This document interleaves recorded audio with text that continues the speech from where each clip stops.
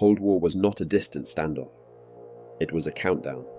Across Europe, military planners expected that if war came, it would come suddenly.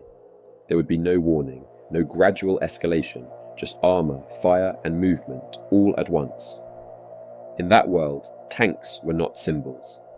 They were the deciding factor, and one British tank quietly changed how that war was expected to be fought. It was called the Chieftain.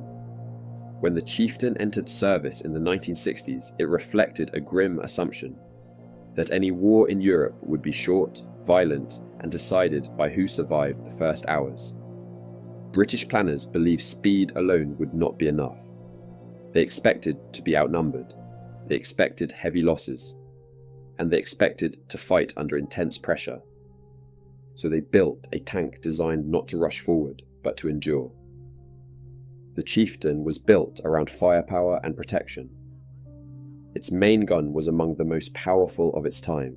It was designed to destroy enemy armour at long range, before it could close the distance. This mattered. Until then, many armies believed mobility would dominate the battlefield, that faster tanks could outmaneuver and overwhelm slower ones. The Chieftain challenged that idea. It suggested something different. That survival came first. That the tank which fired first and stayed alive longer would decide the fight. This forced a rethink. Cold War planning began to shift. Armoured warfare was no longer just about movement. It became about positioning, range, and layered defence. Holding ground mattered as much as taking it. The Chieftain fit perfectly into this thinking.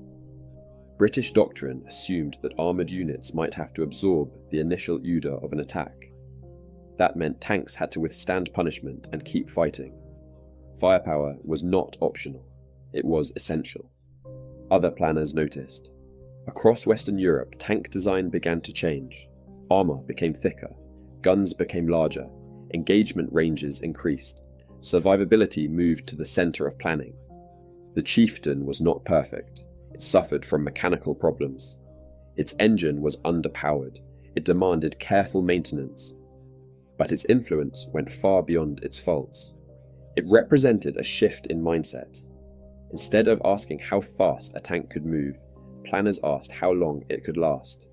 Instead of breakthrough speed, the focus turned to controlled destruction at range. By the later years of the Cold War, armoured warfare looked very different to how it had in the 1950s. The expectation of chaotic movement gave way to prepared killing zones, overlapping fire, and defensive depth. The Chieftain did not reshape the Cold War by fighting battles. It reshaped it by changing expectations.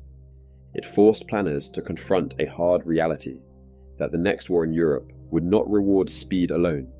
It would reward preparation, protection, and firepower. That war never came. But the thinking did. Modern tank design still reflects those Cold War lessons.